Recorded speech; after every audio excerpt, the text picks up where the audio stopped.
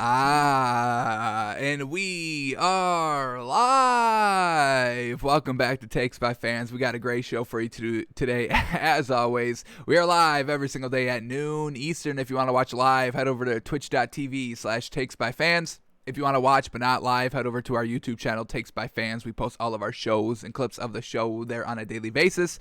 And if you just want to listen, we are on podcasting apps. Spotify, Apple Podcasts, Google Podcasts, iHeartRadio. So however you want to watch or listen, we've got you covered in multiple ways. Alrighty, today is a big old Thursday. We are continuing on grading draft performances here. We looked at the AFC East, the AFC North, the AFC South, and today we're finishing up the AFC draft grades with the AFC West. We've given out a couple of A's already. Can the Chiefs, Raiders, Chargers, Denver Broncos score an A+, A- today? Probably not, but we'll see what we give them. We'll see what we grade them. So yeah, we got that today on the show. Breaking down the NBA from last night. Some pretty good games and some disappointments, but some nice step-ups, and we'll talk about them all last night. So we got that. Doing our moneymaker for tonight's action. Didn't do the greatest yesterday, so got to get right back in there and try it again. And let's cover the stories of the day, and let's just start off with what's the first one up here. Some Lions news, once again, going along with these kind of narratives of new head coaches or just head coaches that have a lot to prove this season. The Lions with Dan Campbell, never been a head coach in this league before, was an interim head coach for the Dolphins when we got rid of Philbin, and I enjoyed those couple of games that we had Dan Campbell, but I never wanted him to kind of be our head coach. I was like, all right, we can kind of deal with him because, this is kind of, he defensive-minded head coaches and coaches like Robert Saleh and Dan Campbell, just these, kind of juice heads, energize the team, get everybody right, get everybody ready to kind of run through brick walls for your players, for your team, for your brothers on the field. So, that's perfect when you have an interim coach like that. The old head coach wasn't getting it done. Maybe we're like 1-7 at that kind of first half of the season. There's really nothing to play for, in terms of, getting to the playoffs, but, young players are still playing for contracts. So that's the type of head coach you want. Hey, season's not over yet, guys. Let's fucking get it done. You want to exit this season with one win? I know I'm just the interim head coach and we just lost our head coach, but let's get this shit done. Let's get this shit together. Let's get it going. So that's when you want, kind of the Dan Campbell as a head coach. Not when your organization has never won anything. Not when the organization has just absolutely nothing on the roster. I mean, we've got Jared Goff, and we are going to be believing in Jared Goff coming into this season. But, I mean, you had Matt Stafford, and then you got rid of Kenny Galladay. Now you have DeAndre Swift, who was a solid rookie running back last season, but he fumbled a lot and kind of was dropping game-winning passes every single time. I think he cleaned that up in the at the back of the half of the season, but still, you don't have any, premier players out here that can kind of go and carry a team. So let's see what this Lions team is doing right now. Well, they just signed their center, Frank Ragnow, has agreed to a 4-year, $70 million contract extension. I mean, so Dan Campbell just comes in and instantly shores up the offensive line. We saw his first overall draft pick, I believe it was number 9, Penei Sewell, offensive tackle. So now he's beefing up this line, and I just kind of feel like this is kind of, maybe a little bit of a trap that new head coaches fall into. Hey, it all starts in the trenches. It all starts up front. That's what we have to kind of build off. But at some point, you have to go out and get those weapons, get those A1, Tier 1 quarterbacks that can lead a team. We haven't really seen that from Jared Goff, even with the Rams. And they had talent. They had great coaches, smart coaches everywhere. They had talent everywhere. And they still couldn't really make Jared Goff work to 100%. So Dan Campbell out here is just kind of going with the offensive line first. Like I said, I think that's maybe a little bit of a trap that new head coaches fall into. Let's get our line right, and then we can build off of that. But if you don't have the playmakers, you're not going to be scoring any points. Yes, your line is good, but at the end of the day, you don't have those explosive playmakers that can go and get the job done. And that's how you win games, putting up points. And if you don't have those playmakers to put up points, you're going to be losing games out here. So hopefully Dan Campbell isn't shooting himself in the foot here. This seems like the most logical answer, and I don't blame Dan Campbell for doing this. If I was a new head coach in this league, never had head coaching experience before, I'd be like, all right, well, let's start with the line. We've got to protect our quarterback, yeah, and then we'll build off of that. But, part of, being a head coach is, you are kind of racing against the clock as well. You need to come in at least year one, at most year two. You have to start showing some wins, and if Dan Campbell's not winning year one, the pressure's going to be there year two, and you better hope that line is still good year two, because that's when you have to start getting your playmakers, and maybe they need a year to develop for your team and your scheme. So now we're looking at year three, where you start getting maybe 8 or 9 wins, and by that time, the front office is like, you know what, we're already looking for a new head coach because, we've given you 3 years, and now you're just starting to do something. And I know it's a process of, new kind of management, new kind of head coaching, new schemes, new talent, new coordinators. I get all that, so it is going to take some time to, build the culture and, start winning games. But it's not a good look for a first-time head coach in this league, and Dan Campbell really needs to turn around this Lions organization as quickly as he can. But I think he may be kind of going the long route, the slower route, and I don't think it's going to pay off for him, and I don't think it's going to pan out the way he thinks it's going to. So that's where the Lions are at right now, signing the Lions center as the highest paid center in this league, folks. He's the highest paid center in this league, so you better gosh darn hope, Dan Campbell, that this is the best offensive line in the league. Hopefully you guys can get it together through the draft, extending this guy's contract, Frank Ragnow. But we'll see what happens. We can just quickly, let's bring this up real quickly. Let's bring up Super Bowl champions. When was the last time, a non-great quarterback won the Super Bowl, folks? When was that? So let's go. Last year, obviously, Tampa Bay, the Bucs won it. Then we had... hang on. Where are we at right here? Okay, here we go. All right. They went 5 years out on this Wikipedia page. What the heck? But yeah, last year, Tom Brady and the Bucs won it. Then, Patrick Mahomes and the Chiefs won it the year before that. Tom Brady won it the year before that. Tom Brady won it the year before that. Tom Brady won it the year before that. Or I meant to say, in 2018, the Eagles did beat the Patriots that time. I forgot about that. So, Nick Foles, the exception to the rule there of, not great quarterbacks winning the Super Bowl. But then, Tom Brady before that, Peyton Manning before that.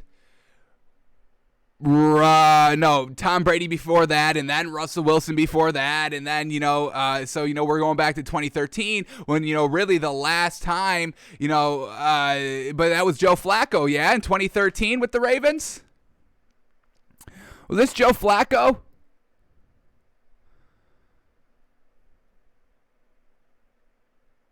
It was Joe Flacco in 2013, so maybe 2012, 2013 season in that Super Bowl, that was the last time kind of a non-great quarterback in this league won the Super Bowl. So, we'll see what Dan Campbell's going to do at the quarterback position. Then we still need these receivers because, like we said, they have no Kenny Galladay. And yes, DeAndre Swift may be a good running back, but, rookie last year that kind of struggled throughout the season, had some nice performances, had, that key drop to win the game. I know that was early in the season, but it's still, something, those fumbles as well. So we'll see what's going to happen here with the Lions, but I don't know if kind of just going all in on the offensive line is really going to do it, but we'll trust Dan Campbell. We'll see if he can do it year one, and we'll see if he can start turning around this Lions organization. But they signed Frank Ragnow to the highest paid center in the league, folks. And then they go out and get a tight end as well. Lions are signing Texans tight end Darren Fells, a nice kind of tall weapon. He is 6'7", but he doesn't really catch the ball that much. So once again, maybe not the greatest pickup here at the tight end position for a Dan Campbell team. I understand they already do have a nice tight end here in TJ Hawkinson, so you don't kind of need to go out and get that kind of A1 tier 1 tight end that can go and catch 1,000 yards, every single season. TJ Hawkinson, caught 723 yards last season, pretty good for the tight end. So, but when we look at, what Darren Fells does, the man barely can get 300 yards a season receiving. So, Darren Fells is going to come out here 6'7", being the blocker here for the Lions, while they still got TJ Hawkinson to catch some balls. So we'll see how that works out. I mean, also having a nice 6'7" tight end, that's never going to hurt anybody. So we'll see. Once again, this Lions team shoring up their offensive line a little bit more, protecting Jared Goff. But, I mean, we saw with the weapons that Jared Goff had with the Rams, and he didn't really make it work that well over time for an entire season. And this Lions team doesn't even have close to the weapons offensively that I do not have their roster up. Oh, yes, I do. Right here. I thought I did. I mean, their wide receivers are Tyrell Williams, Brashad Perryman, and Quintez Cephas. I mean, folks, what are we talking about here? So they don't got that wide receiver, and I really think at the end of the day, that's really going to hurt them. So hopefully Dan Campbell does something here before the season to try and get at least one good wide receiver. Yes, you have the line, but, I mean, you got to score points in this league. So we'll leave it at that, and we'll see what the Lions do for the rest of this offseason. But I don't think it's that great so far, but we'll see. Alrighty, let's move on to this, and I'm starting to get a little nervous on Brian Flores, just a little bit. So this is what the Dolphins do today. The Dolphins are releasing cornerback Bobby McCain. He was one of our team captains from last season. I wasn't as big of a fan of Bobby McCain as kind of other Dolphins fans. I think it was solid. I think it was all right, but I did see a lot of times he just got burned by better competition than him. Some of his interceptions were a little lucky. I think he's got like 7 in his career, but always has about 1 or 2 a season. So I'm not upset that the Dolphins, Brian Flores got rid of Bobby McCain. What I am starting to get a little nervous on is this Brian Flores kind of, great defensive coach, got kind of complex so far. We just signed Kyle Van Noy the other season, used him for 1 season, then got rid of him, and we signed him to like a 4-year deal. Now we're releasing Bobby McCain. It seems kind of Brian Flores is starting to kind of get into a little bit of a rhythm of kind of, what Bill Belichick did. The advice that I would say Bill Belichick gives all of his kind of, what do we call him? Bill Belichick, all these coaches, Brian Flores, Matt Patricia, they coached under Brian Flores, his disciples. Is that the right word? The one thing that, kind of, I would say that Bill Belichick kind of tells all of his other coaches and disciples that go off and coach other places are like, hey, don't overpay for talent. You can get talent, especially defensive talent. I mean, look at what we were doing here in New England, new defensive players every single season. I mean, we will recycle. This is the kind of, we are in a formation type defense, and we will just plug and play pieces, players necessary. We're not going to go and extend these long-term players. They usually don't pan out. They have like 1 or 2 good seasons, and then we can toss them aside. So I'm a little worried that Brian Flores is taking that advice and then just stepping up to the next level every single season, getting new pieces year in, year out, year in, year out, year out, year out, year out. You were real good last year, but you're still out. So I'm starting to get a little nervous. I'm always going to trust his judgment because he's provided wins and winning seasons. So I'm all cool with that. As long as you're winning, I am going to trust your judgment 100% in this league. So right now we are still trusting Brian Flores about, drafting Jalen Waddle over Devontae Smith, taking that edge rusher over Najee Harris. We're trusting him here, folks. We are trusting Brian Flores, but I am starting to get a little nervous that maybe it's getting to his head a little bit. He's thinking to himself, oh my goodness, I'm such a great fucking coach. I can coach defense. I mean, blindfolded. So yeah, you're gone. Let's get these rookies in here. Let's use them for 2 seasons. You're gone. Let's get them in and out real quick. New formations, new players.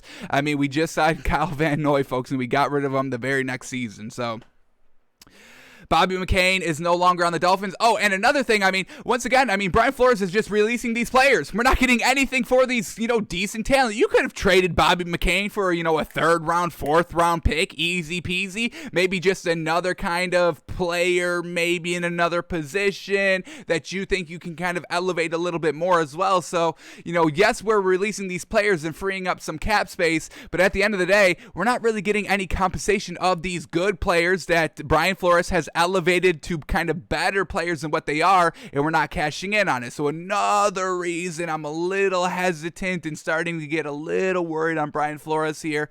But we got to trust this man and take everything he really does as the gospel as of right now, as long as he continues to win. And that's what we're going to do for right now. But Bobby McCain, he's free to go anywhere else. If you're a team that needs a corner, very solid corner out here, Let's see where he goes.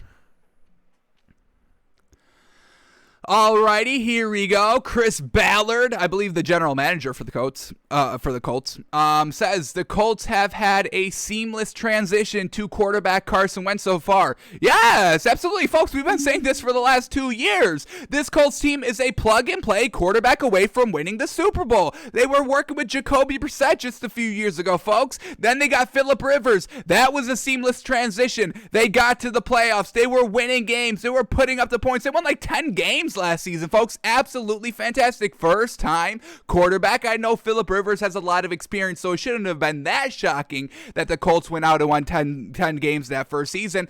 But like we said, they're just a plug-and-play quarterback away. The quarterback was like their only necessity this year to get the quarterback right to compete for a ring, folks. This Colts team will be competing for the Super Bowl champions, folks, 100%. So, Chris Ballard agrees with us. We've been saying this for 2 years, so let's see what we get in this article right now. Any other interesting quotes here that maybe just prove us right a little bit? Let's see. Alrighty, so here we go. General Manager Chris Ballard told Colin Cowherd. Oh, he went on the Cowherd. Oh, my goodness. Calling us right on Colin Cowherd show. Colin, when will you hire us on the Volume Sports Network? What more do we have to prove to you? I don't even know. But here we go. General Manager Chris Ballard told Colin Cowherd that the reason for the team's confidence that Wentz can quickly turn it around is the relationship between the quarterback and coach Frank Reich. According to the general manager, that connection is already paying off. When it came to Carson, hang on, my fault, folks. I got a weird echo going on. This is going crazy. All right, we good now? That should be good. Alrighty. All right, let's get back to this. Here we go. Here we go. General Manager Chris Ballard told Colin Cowherd for the reason... Oh, my God. Let's start this again. Jeez. All right, here we go. This time's for real this time. I promise. Here we go. General Manager Chris Ballard told Colin Cowherd that the reason for the team's confidence that Wentz can quickly turn it around is the relationship between the quarterback and coach Frank Reich. According to the general manager, that connection is already paying off. Quote, when it came to Carson, it was a little like Phillip Rivers last year. Frank and Nick Sirianni had a really good relationship with Phillip. He knew the offense, and it was almost a seamless transition when we brought him in. Once again, what we've been saying, they're just a plug-and-play quarterback away, even when they got Phillip Rivers that first year. Quote, I almost see the same thing with Carson here over the first month and a half, where it's pretty seamless transition for Carson just because of his relationship with Frank, who also happens to be the play caller. So that's fantastic. There was Nick Sirianni last year with the Colts. Another reason why that Colts team probably floundered a little bit in the playoffs. Nick Sirianni is not going to work out with this Eagles team, folks. I already don't like this man already. And now we're looking back, and he was kind of, I believe the offensive coordinator for the Colts last year. So absolutely trash this man is. I don't know what the Eagles are thinking.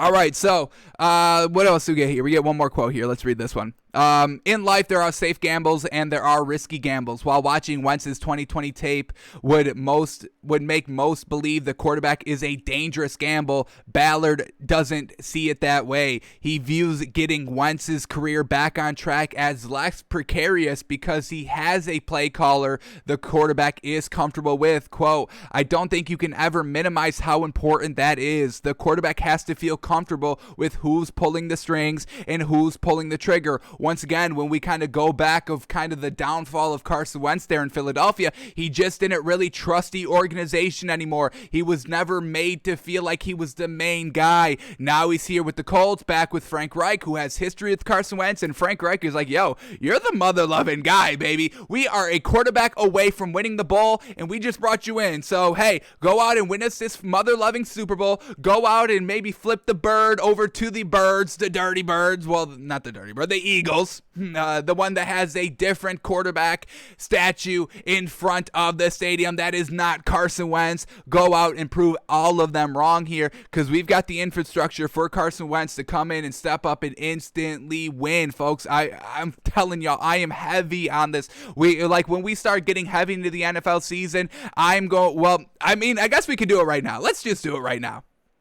Let's go to the NFL right here and see if we can bet how good are the odds, how much money can we make if we bet right now that the Colts will win this Super Bowl coming up, because we can make some money doing this. So let's see what we can get up here quickly.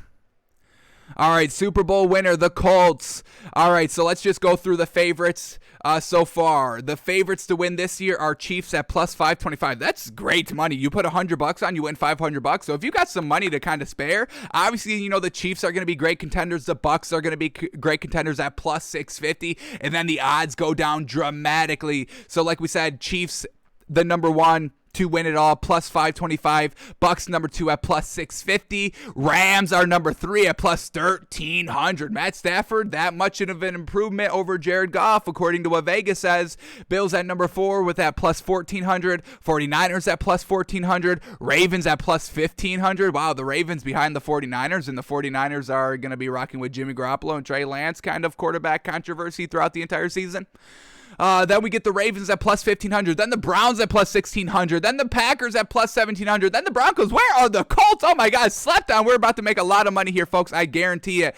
Denver Broncos plus 2,200. Cowboys plus 20. You're telling me the Cowboys have a better chance than the Colts? Oh, my God. That's truly disrespectful right there.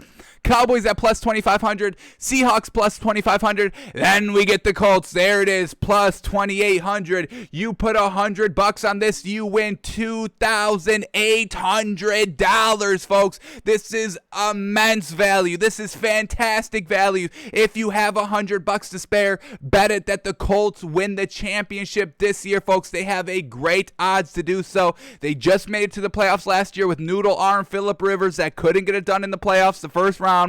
And now they get Carson Wentz, who's got obviously a younger, sharper, better arm. They've got every single thing they need. The running backs, the wide receivers, the tight ends, the defensive backs, the offensive line. This Colts team literally has everything. So go out and bet that right now. Colts plus 2,800. Fantastic to win this Super Bowl. All right, let's get back to the quote here. All right. And that made the trade for Carson a lot easier because I knew there was a trust level between the two of them, and trust is everything in this league. The trust between the quarterback and the play caller is everything. So they trust each other. We kind of probably saw that Carson Wentz really wasn't trusting Doug Peterson just because Doug Peterson benched him. So Carson Wentz maybe a little resentment there in just that. And, he ends up leaving the Eagles last season. So I'm totally in love with this Colts team right now. I think they're going to definitely get it done this season. Chris Ballard has basically been saying everything that we've been saying for the last year and a half, 2 seasons. And now let's see what the Colts can do here with a real gunslinger, a nice kind of young, hungry, motivated, chip on his shoulder quarterback, and Carson Wentz to go get it done here for the Colts. So absolutely loving it. Alrighty, we get some more Aaron Rodgers news here. John Kuhn, former teammates with Aaron Rodgers, says that Aaron Rodgers is, quote, conflicted about Packers' future. You're conflicted? I mean, geez, dude, just either hate this team or don't hate this team. Don't, have sneak disses out there and then come back and be like, no, I actually like this team. Go out and say something, definitive out here. Make up your mind. That's probably another reason why the Packers are just kind of sitting back in their chairs like, where is all this information coming from? He's not coming to us with this information. So what? Aaron Rodgers, go and have your voice. If you really want the wide receiver, if you really want the running back, whatever you want, whatever you think that you deserve, whatever you think that you need to make yourself better, go and tell the front office that. Go and tell them this. Don't go out on Jeopardy and social media and have all these sneak disses. What are we doing out here? But let's see what John Coons is saying that Aaron Rodgers told him. What is his story, since we're getting everybody's story here? So here we go.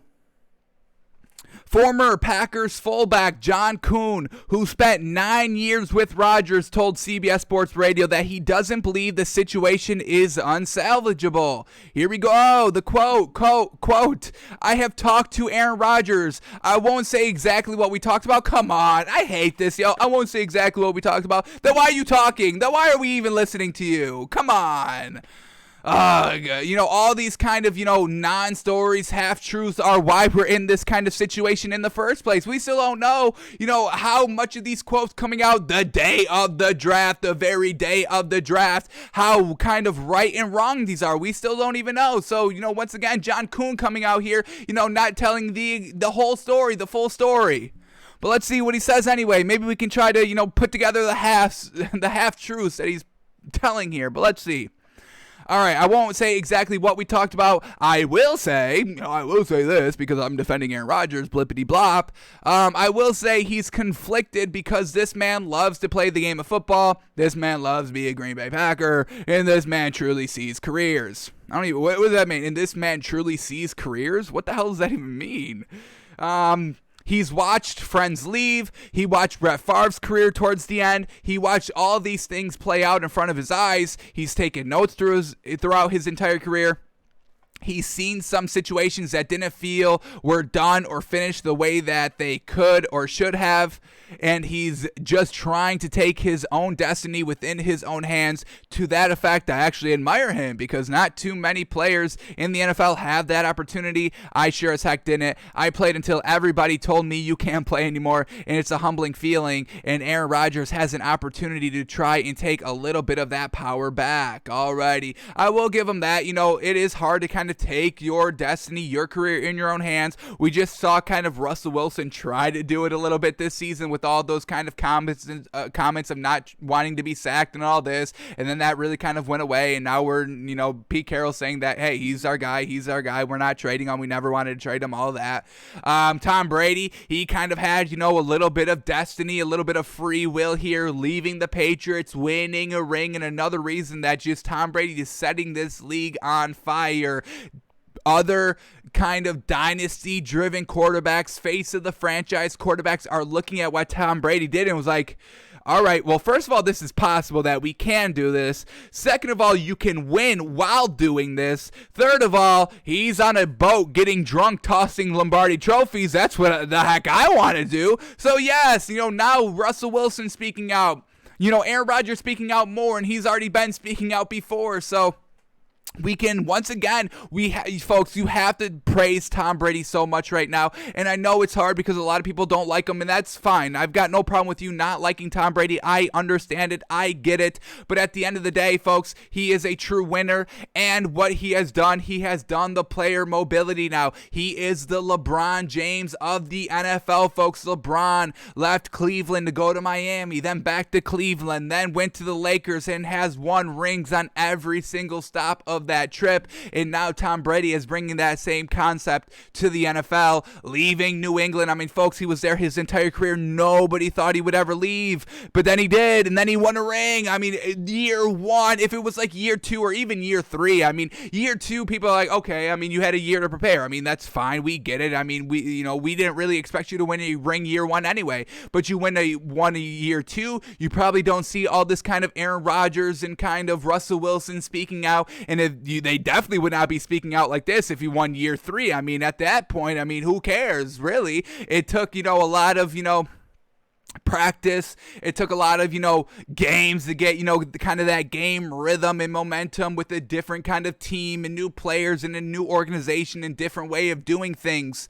Not having that winning culture kind of, backing you up. I mean, when you go to play in New England, when Tom Brady was there, I mean, you've just got the weight of that dynasty on you affecting your play. I would say a little bit. It doesn't have to be that much. It can just be the slimmest thing, but it is still going to play negatively for the visiting teams that go and play in New England. When Tom Brady got to Tampa Bay, what was the weight? What was the pressure of playing in Tampa Bay's home stadium? Jameis Winston throwing 30 interceptions? Because that's something that you can probably play through pretty easily and not think about. So, got to praise Tom Brady so much for that. But when we go back to this quote here, it's just kind of, Aaron Rodgers kind of being made to look like the good guy. Oh, he's just seen a lot in his career. He played behind Brett Favre. He's watching Brett Favre kind of get kicked out and then put aside and all this and all that. So, I don't know, man. I just think Aaron Rodgers can handle this a lot better than what he's doing. I think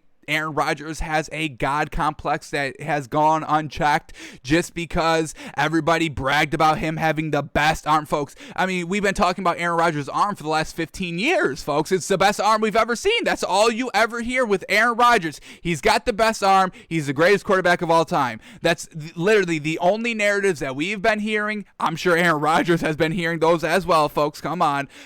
So I think his head's getting a little bit too big here. You've been to back-to-back NFC championships. I don't understand what more he needs. What more does Aaron Rodgers need? And if he actually wants and needs something, then go and talk to the front office about it. Because I don't know if he's ever had, a real official meeting about, the direction that the Packers are heading. Yes, the organization should be including Aaron Rodgers in all these discussions, but Aaron Rodgers, if it comes to a point, he's got to throw his head in the ring, throw his voice in the ring, be like, hey, I actually want a say in this. And if he is saying that and, they're still kind of ignoring him, then this is an entirely different conversation to be had. But I don't think that's what Aaron Rodgers is currently doing. I think he's kind of throwing out all these subtle digs to try and influence the Packers organization, and they're just seeing this as like, why is he going out in the media and not coming to us? Then we're just going to do what we're about to be doing, because we don't know if this is real or just fake news coming out. We don't know if this is officially coming out from Aaron or anything like that. So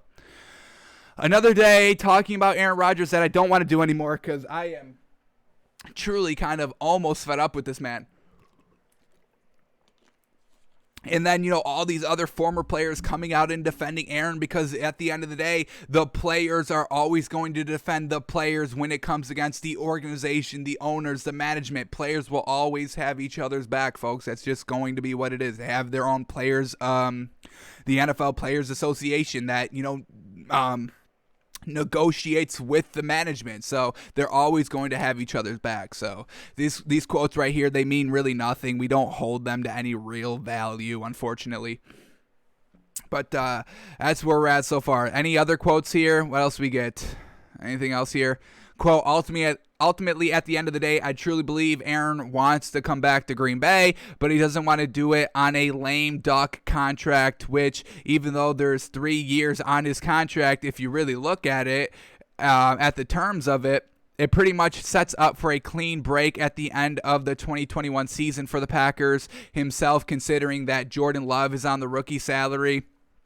So I think that he wants more insurance that he's going to be a long-term starting quarterback option for the Green Bay Packers, and that, I believe, is something that would intrigue him to make amends with the team and come back to this season. So he wants more money, it seems like. He wants to be the guy for a long time, and the Packers are like, well, we're kind of over the attitude. So I don't know, but we'll see, folks. So still many months before any decision has to be made, before any decision I'm sure will be made, but we'll be updating you on Aaron Rodgers news as it comes out, and that's the latest that we've got for it. John Kuhn speaking on behalf of Aaron Rodgers.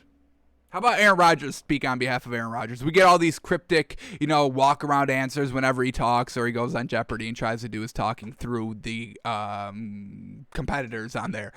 So I don't know, man. I don't know.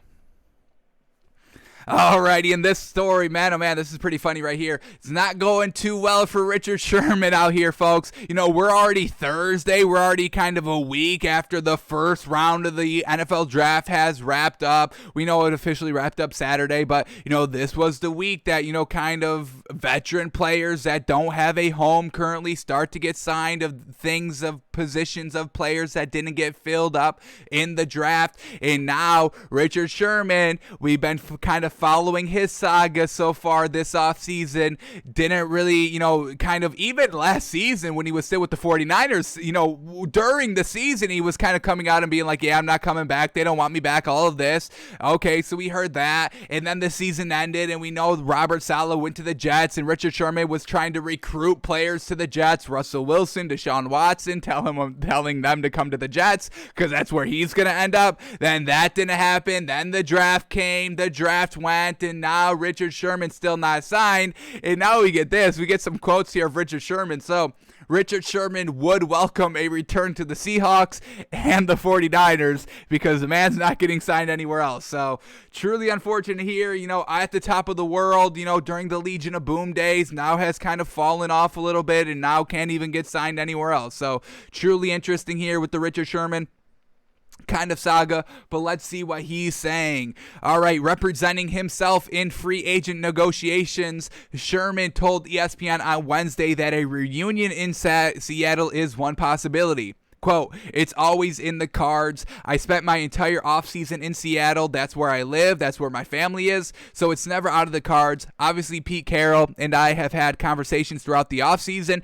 and everything just needs to shake out right. They're still figuring things out. I'm still figuring things out. Richard Sherman, you're still figuring things out. You're still figuring out that, hey, teams are not wanting to get me anymore, so I need to kind of do whatever it takes to get on a team. I just need to be on a team." Alrighty, what else do we get here? The 33-year-old spent his first 7 seasons in Seattle, becoming a 3-time All-Pro in Carroll's system after a less-than-ideal split to their marriage in 2018. Sherman said he and the franchise are in a good spot for a possible reunion. Quote, "There's no bad blood there between them and I, and it's a cool opportunity." Sherman also noted that there is, quote, "always a chance he could end up returning to San Francisco where he played the last 3 seasons, but he noted it would likely take an injury for that return to take place. Quote, "I would be ecstatic if something happened there, but it's one of those things that will probably happen late or during the season if it happens at all." So Richard Sherman not really looking like he's going to go to the Jets anymore, trying to get back to the Seahawks. The 49ers isn't going to seem like it's working out, so I don't know where Richard Sherman goes, folks, truly. His first option of the Jets isn't there. The Seahawks, I don't know, the move off of a player, then bring him back. We really have never seen that. When was the last time we've seen that? I mean, the Patriots didn't even try and get Jimmy Garoppolo back. You know what I mean? So I don't know if Richard Sherman would ever go back to Seattle now, and I think the time is ticking on Richard Sherman, which is truly unfortunate. Those Legion of Boom days, folks. I mean, Richard Sherman was the best cornerback in the league at one point, and now he's not even on a team anymore. So, oh, how the mighty have fallen. You think a guy, and that just kind of tells us a lot about Richard Sherman's playing style right now. Maybe it's not kind of at the level needed to win consistently in this league, because like we've been saying, how does Robert Saleh not instantly bring this man to the Jets? If I was a new first-time head coach in this league and I had kind of trusted talent that I just came from, and then they also left as well, that would be my first call. Yo, Richard Sherman, let's get it, baby. Let's turn this Jets team around. You and me, I trust you. You trust me. Let's turn this franchise around. We'll both get credit for it. I got to be the head coach, so I'll kind of leave you to kind of be the on-field defender, kind of captain to kind of just go and, be the defensive play caller and all that when you're on the field. Do all of that. Be the signal caller. Yes, sir. Let's get it done, and let's win some championships. Let's turn this Jets team around. That would be my first call if I was Robert Saleh, but that obviously did not happen, obviously, since he's not there. So truly unfortunate here for Richard Sherman. We'll see if he goes anywhere, if he ends up anywhere, or if he's sitting this season out because he's not on a team yet. So man, Richard Sherman, truly unfortunate so far. Alrighty, and then the last story to talk about in the NBA here. Kyrie Irving and the Nets have each been fined $35,000 for violating league rules around media interview access. So expect a little bit of, upsetness from Kyrie Irving in the next, kind of interview, kind of after game press conference, whatever it is that he was avoiding here. Next time he gets to the mic, he's going to be a little mopey. He's going to be like, I'm just here so I don't get fined, and then he'll probably go into a rant about Jesus Christ or whatever. I don't know what he's saying nowadays, but look forward to Kyrie Irving kind of being a little annoying now, and maybe takes to social media and say oh, I just want to play basketball. I just want to play basketball. Why do I have to do these interviews? The media takes everything I say out of context. I do charity. Look at me. I'm so great. I'm the greatest basketball player to ever live. And then he'll go out and tweet this, or he'll have like a video where he puts it up on Instagram or Twitter, and then everybody will start defending him. Folks, I mean, yes, at the end of the day, it's unfortunate that, these athletes have to become celebrities. It is unfortunate. I don't think I would want to be kind of in the celebrity spotlight if I was just an athlete trying to play basketball, kind of like what Kawhi Leonard does. But Kawhi Leonard does it how you do it. Take the blueprint from Kawhi Leonard. Nobody kind of bothers him anymore. He's just kind of trying to play basketball out here. But Kyrie Irving, he does it differently because he goes and attacks everybody else, and then the media attacks back, and then he attacks back on the attack back, and then they attack back on the attack back of the attack back. So Kyrie Irving, if you don't want to be kind of in the spotlight anymore, all this, well, first of all, stop kind of slandering everybody else. Second of all, learn from Kawhi Leonard, because he's got it down to a T. You basically wouldn't even know he's in the league if you don't watch basketball. But watch out for Kyrie Irving to kind of get very annoying in a couple of days. And yeah. That's really it. This is the story. It's gonna. I'm even nervous to refresh my Twitter now, because I know something's coming of Kyrie Irving saying, why do we have to kind of talk to the media? Why can't we just play basketball? I just want to play basketball. Blippity blop. That's it. So we'll see. We'll see if it ever comes. We'll see if the rant ever comes. But he just got fined $35,000 for violating league rules around media interview access. I don't think this is his first time this has happened, or this situation has kind of been around him. But yeah, that's where we're at with Kyrie Irving. Once again, I know I always have to say this, because literally his goons in the social media atmosphere will attack anybody that says anything negative about this man, whether it's on the field or on the court or anything about, interviews or anything. Oh my goodness. God forbid. I mean, if you never say that this man does charity, it doesn't even have to be on the topic. If you ever leave out of charity and Kyrie Irving in the same sentence, you'll be mauled to death in social media. It's just what it is. But expect this man to be a little annoying now, and I'm kind of interested. I kind of want to see what he says, honestly. But yeah, that's where we're at with Kyrie Irving and the Nets, each fined $35,000 for violating league rules around media interview access. Alrighty, those were all the stories that we need to cover for today, so let's head over to the NBA, break down the games from last night, do our moneymaker for tonight's action, and then we'll head over to grading draft grades for the AFC West. The Chiefs, the Raiders, the Chargers, the Broncos, the Final Four teams in the AFC. Will any of those teams try and get what we gave the Jets? We gave them an A+. Who else have we given an A? I think we gave the Steelers an A-.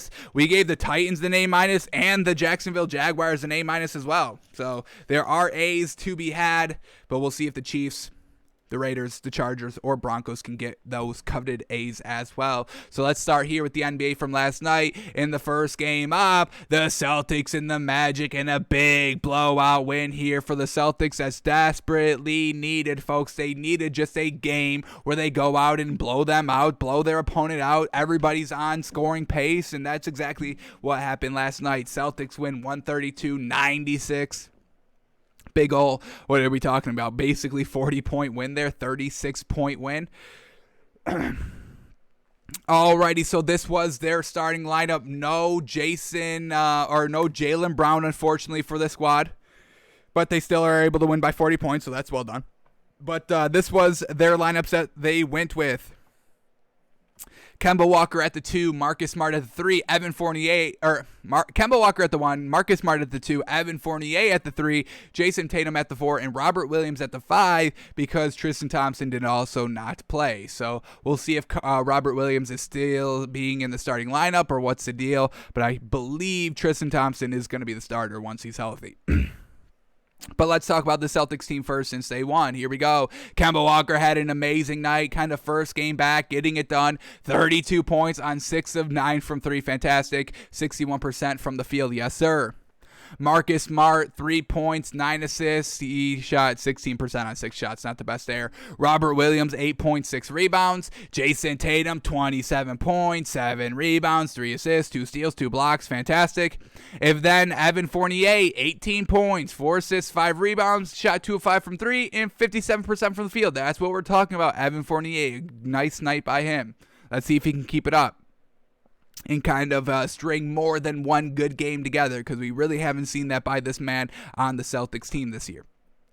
All right, and then off the bench, anything great off of here? Peyton Pritchard, our guy. Yes, sir. Always consistent over these last about 5 games, and that's what we're talking about. This is what the Celtics desperately need going into the playoffs. Yes, they all need to be healthy, first of all. We need to see Jaylen Brown and Tristan Thompson back in the starting lineup, but they also need some nice scoring off the bench, and that's why we're looking at Evan Fournier, and that's why we're looking at Peyton Pritchard. If we can get 10-plus points from both of those players on a nightly basis, the Celtics team has a real good chance of winning the first round of the playoffs and the second round potentially, depending on the matchup. But definitely need those bench scores, and Peyton Pritchard is getting it done. 14 points on 62% shooting in only 18 minutes. No other bench player was having 10-plus points here off the bench. We had Semi Oulajé putting up 7 points in 15 minutes.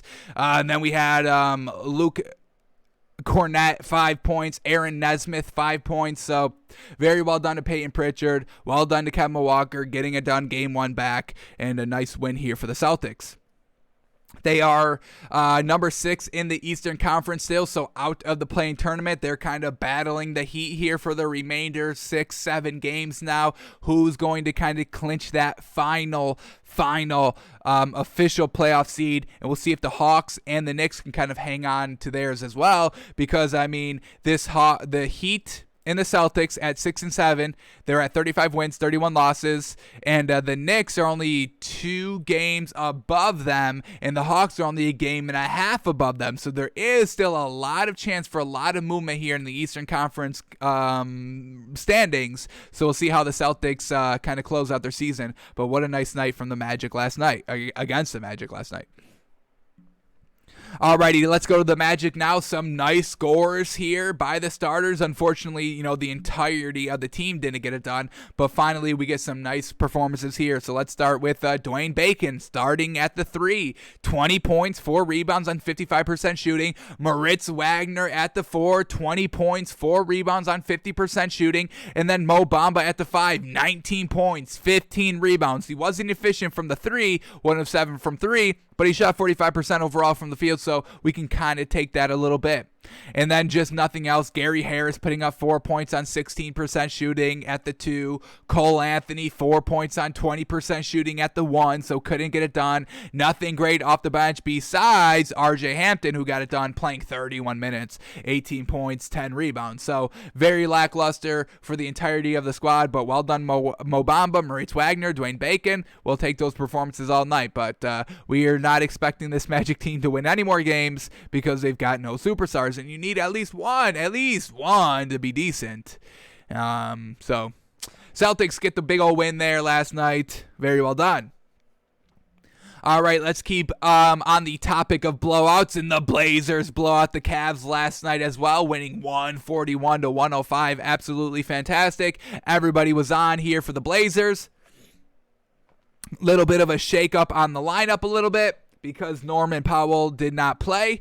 So Damian Lillard at the 1, McCollum at the 2, Derrick Jones Jr. back at the 3. He went from the bench and not even playing like their last 2 games, and now he's back in the starting lineup at the 3 and still kind of doing the same things he does. So, unfortunate. Robert Covington at the 4 and Nurkic at the 5, like always. But here we go. Damian Lillard, 32 points on 6 of 10 from 3. Yes, sir. Damian Lillard being locked and loaded there.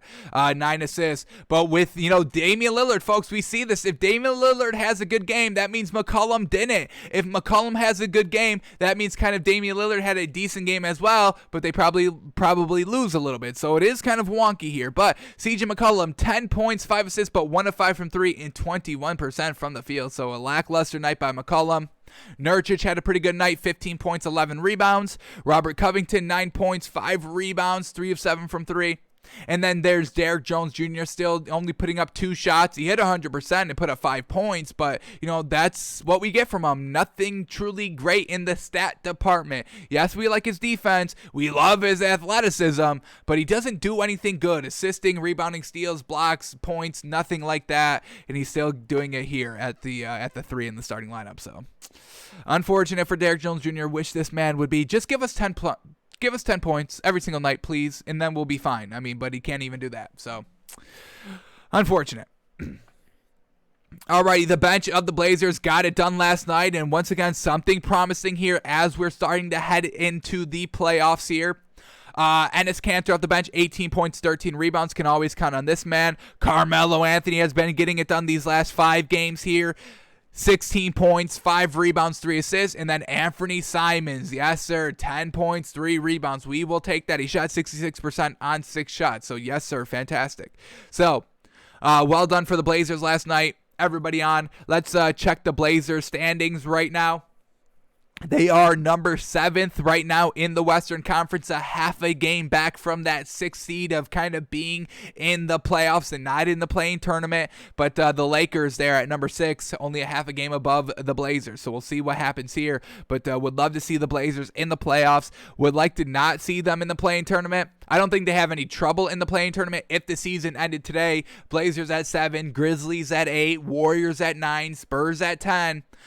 So that means Blazers, Grizzlies play each other in the first game. I would say the Blazers win that game. And then if they didn't win that game, then they have to face the Warriors or the Spurs, probably the Warriors, because I'm expecting the Warriors to beat the Spurs head up. And then the Blazers just have to out-survive Steph Curry for one night. So it's still decent odds that the Blazers get into the playoffs if they are kind of in the 7th or less seed. But we definitely want to get them in the 6th seed just to kind of confirm their spots in there.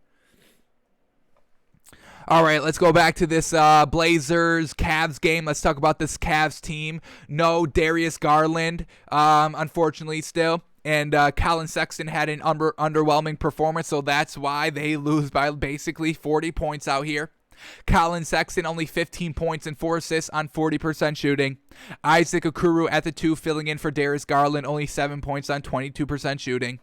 Jared Allen, 9 points, 13 rebounds. Kevin Love, 18 points, led the team in scoring, fantastic. 8 rebounds. Man, oh man, if this was their kind of starting lineup from the beginning of the year and Darius Garland never got injured, we could be talking about this Cavs team as a potential 10th seed here in the Eastern Conference.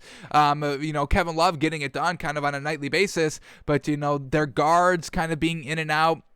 Colin Sexton, Darius Garland not playing really consistently here in the back half of the season, really kind of hurting the squad a little bit, but it's unfortunate. We know this, Cavs team is still trash. And then C.D. Osman still at the 3 here in the starting rotation, 14 points, 2 assists, 2 steals, 2 of 6 from 3, and 45% overall from the field. So not the best game, but a better of one of his games, we should say. All right, off the bench, anything great here for the Cavs? We get Dean Wade, 16 points, 5 rebounds. We'll take that. And then just nothing else great. So, and how about this? I didn't even know Anderson Varejao was still playing. I was watching the game last night. I was like, what the hell? When did Anderson Varejao he's 13 years in the league. I didn't even know he was still playing, but he's still out there, so give him credit. He played, 6 minutes last night? 1 point. 6 rebounds, a -9 in 6 minutes. Not the greatest. Not the greatest. So shout out to Anderson Varejao, still in the league. Love seeing that.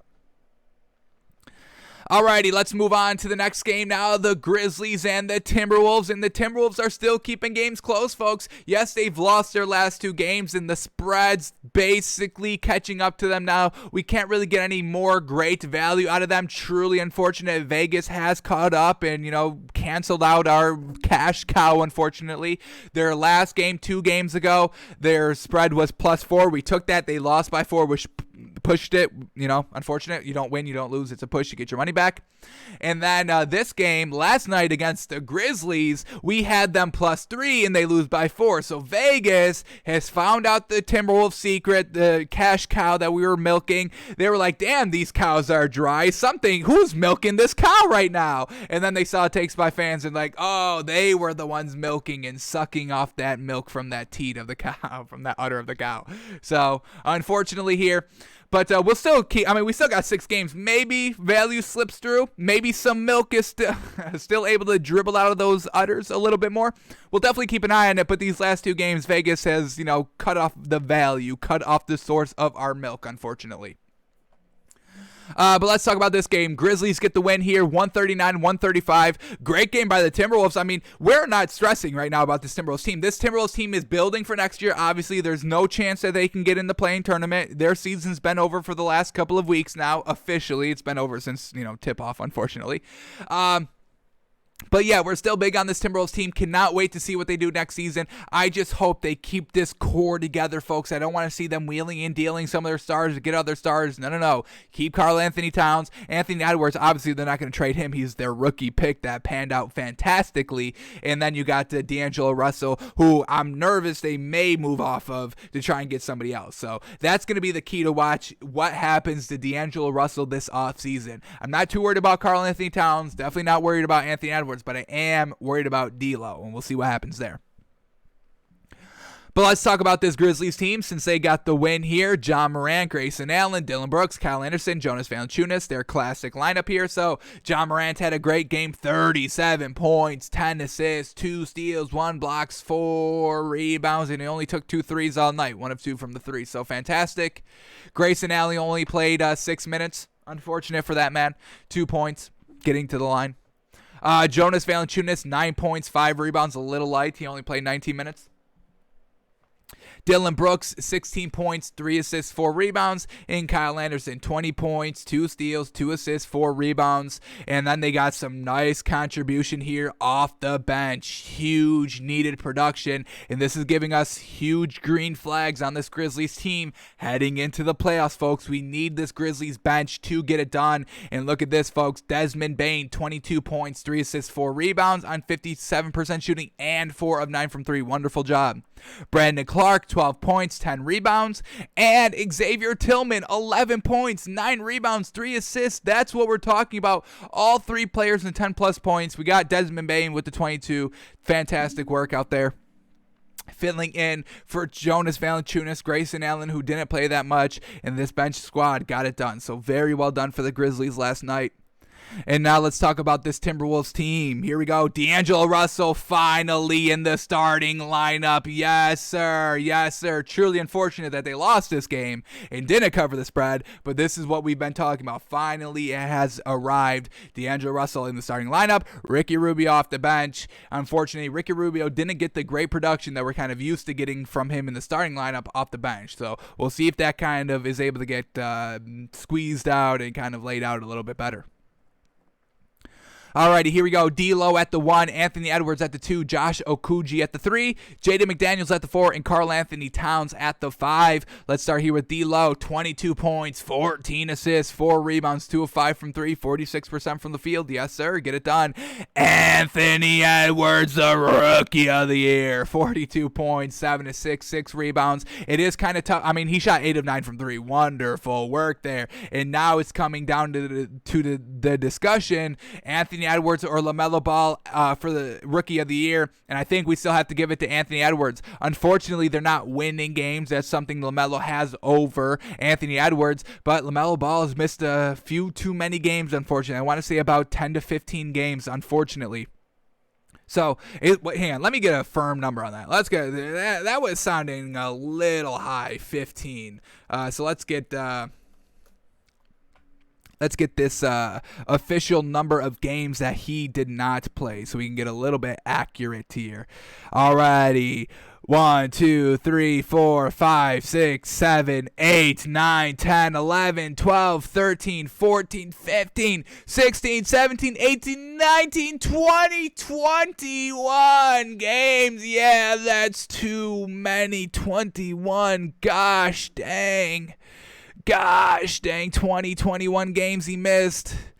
Ooh, that's basically a third of the season, folks. We can't have that as the Rookie of the Year. So we are going to have to give it to Anthony Edwards. Now, he definitely went out and deserved it. He went out and earned it. As soon as LaMelo Ball kind of went out, Anthony Edwards really stepped it up ever from really kind of the trade deadline on, or maybe the All-Star break on. That's when Anthony Edwards flicked on the switch, and that's fantastic. We'll give him his time. LaMelo Ball didn't need as much time kind of warming up in this league as Anthony Edwards did. But Anthony Edwards in a little bit of dysfunction with Karl Anthony Towns and D'Angelo Russell all kind of being out for the majority of the season. So Anthony Edwards is like, y'all are counting on little old rookie me to get it done all by my lonesome. I'll try, but it's going to be tough out here. So, but very well done to Anthony Edwards getting it done in this back half of the season, and definitely is the sixth man of the year. Alrighty, all right, let's go to Karl Anthony Towns now. 22 points, 5 assists, 4 rebounds. So the main three got it done. Jaden McDaniels, 8 points, 3 rebounds. Josh Okuji, 6 points, 5 rebounds. Off the bench, Ricky Rubio only giving us 2 points, 4 assists, and 4 rebounds in 17 minutes. Didn't even hit a shot from the field, 0 of 3. Juancho Hernangomez put up 11 points, 3 rebounds, and then Naz Reid, 14 points, 7 rebounds. Yes, sir. So we'll definitely take that. Unfortunately, just come up a little short here against the Grizzlies, but they are being competitive, and that's all we want to see with this Timberwolves team in their final kind of 6-7 games here. Just be competitive, and that's exactly what they were last night. So well done to the Timberwolves. Unfortunately, still losing, but very well done for the performance.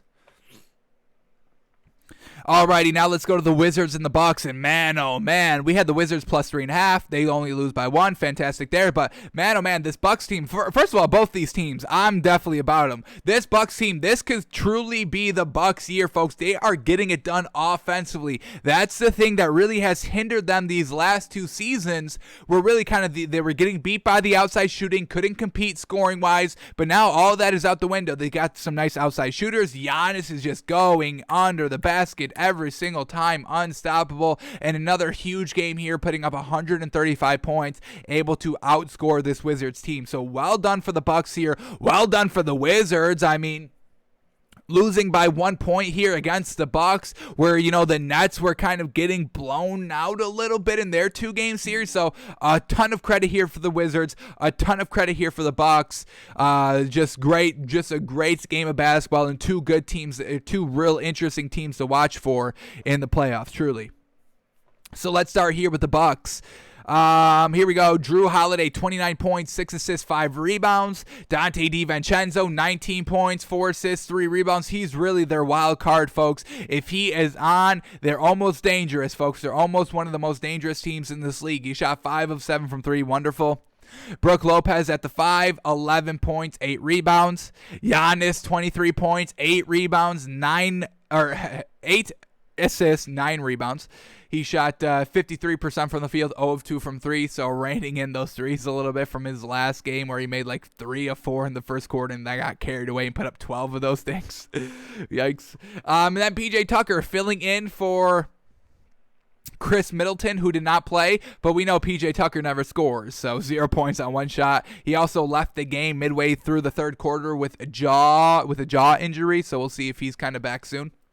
Off the bench here, we get Brian Forbes, 14 points, 4 rebounds, 3 assists. We get Pat Connaughton. What a great, oh my goodness. Pat Connaughton, whenever he's like expected to play big minutes, like last night playing 31 minutes, 16 points, 6 rebounds, 3 assists, and he shot 4 of 8 from 3, 60% from the field. Well done. And then got to shout out Jeff Teague as well. 11 points, plus 14 and 22 minutes on the floor. Just a wonderful job here. So this Bucks team, we've never really been behind them.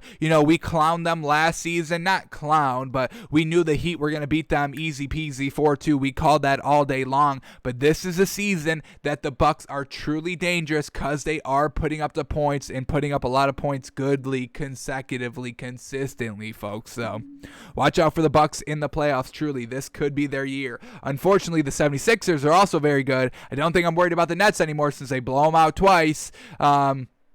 We still know James Harden, but let's see if he's going to be the difference factor there, or if those other players are still not going to get it done because they still have no answer for Giannis down low. James Harden is not going to stop Giannis down low, so they still have that problem to figure out. Alrighty, let's go to the Wizards now. Russell Westbrook, 29 points, 17 assists, 12 rebounds, only 2 turnovers as well. Man, he's really cleaning them up. Fantastic work. Raul Neto still at the 2, 7 points, 2 steals, 1 assist, 2 rebounds, only took 6 shots. Alex Len at the 5, 2 points, 4 rebounds.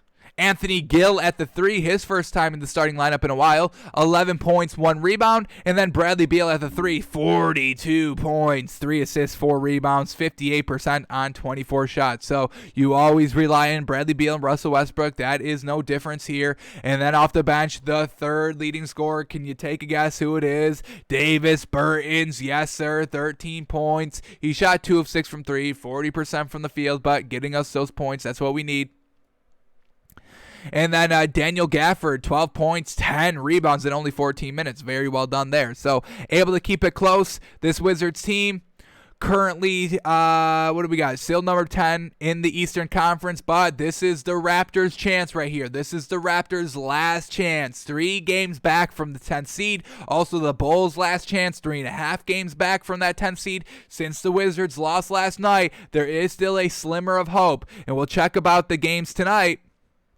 Let's see who's playing tonight. We get the Bulls playing tonight. Oh my God, folks, look at this. Look at this mother-loving game right here. Wizards, Raptors tonight, 7:30. This is it, folks. Whoever wins this game, if the Raptors can get the win here, they're still in it. If they lose, it's basically over, folks. So Bulls, Raptors, Wizards all playing tonight. Going to be absolutely insane. Huge playoff implications tonight for that playing tournament, and we'll see which team gets the win here. Bulls, Wizards, Raptors, and the Wizards and Raptors facing each other. This is the game, folks. The Raptors have to get it done.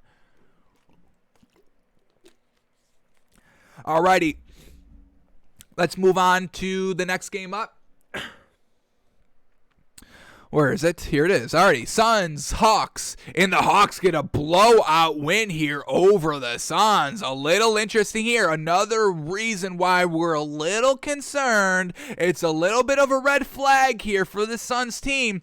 We get some games here where nobody else can really back up the scoring of Devin Booker. It's just Devin Booker and then nobody else. And we've seen like 2 of these games, I want to say in the last 10. Do I dare say the last 10? What are they in their last 10? If they're 8-2 in their last 10, I'm going to double down on it. They're 7-3 in their last 10. So yeah, we'll double down on that all day. We've seen some of these games here where they just can't keep up scoring wise, and last night was one. So well done for the Hawks. Let's start here with them because they got great bench production. And folks, if this is the team that shows up for the Hawks in the playoffs in the Eastern Conference, I think they could get to the Eastern Conference Finals, folks. Truly. So let's talk about it here. Trae Young at the 1, Bogdanović at the 2, Tony Snell at the 3, John Collins at the 4, Clint Capella at the 5. This is what their lineup is. This is what they've been rocking with. So Trae Young, 16 points, 12 assists. Bogdanović, 16 points, 6 assists. Clint Capella, 18 points, 10 rebounds. John Collins, 9 points, 4 rebounds. And Tony Snell, 2 points, 2 rebounds. But this mother-loving bench, folks, 4 players in double-digit scoring. Kevin Huerter, 13 points, 2 assists, 2 rebounds. Danilo Gallinari, 16 points, 4 assists, 5 rebounds. Lou Williams, 16 points, 5 assists, 4 rebounds, and Onyeka Okongwu, 14 points, 7 rebounds, 2 assists, 3 steals, getting it done. This is what we're talking about, folks. So well done for the Hawks last night. A huge win over the Suns. The Suns now officially the number 2 seed in the West now. How unfortunate. They get that number 1, and then the instant next game, they always lose it. So unfortunate for the Nets, or for the Suns. And the Hawks are still at the number 5 seed, trying to pass the Knicks so they can get the home court advantage in their playoff series. If I'm kind of seeing that the Knicks and the Hawks. I mean, we walked through the final schedule, and that's what we really had. The Knicks at number 4, the Hawks still at number 5. So both these teams fighting, the Knicks and the Hawks at 4 and 5 for that playoff home court advantage in their series that they will most likely face together. So well done for the Hawks last night. Absolute huge win. One that I don't think that we had when we did our schedule walkthrough. So absolutely fantastic for the Hawks last night, truly. Alrighty, now let's go to the Suns. Still no Jay Crowder, but that's still no excuse for this team. They still got Torrey Craig, and that doesn't excuse everybody else for not scoring the ball well. But this is what they rocked with. This is what happened. Chris Paul, 9 points, 6 assists. He shot 27%. Devin Booker, he put up 30 points. We can always rely on him to score the ball.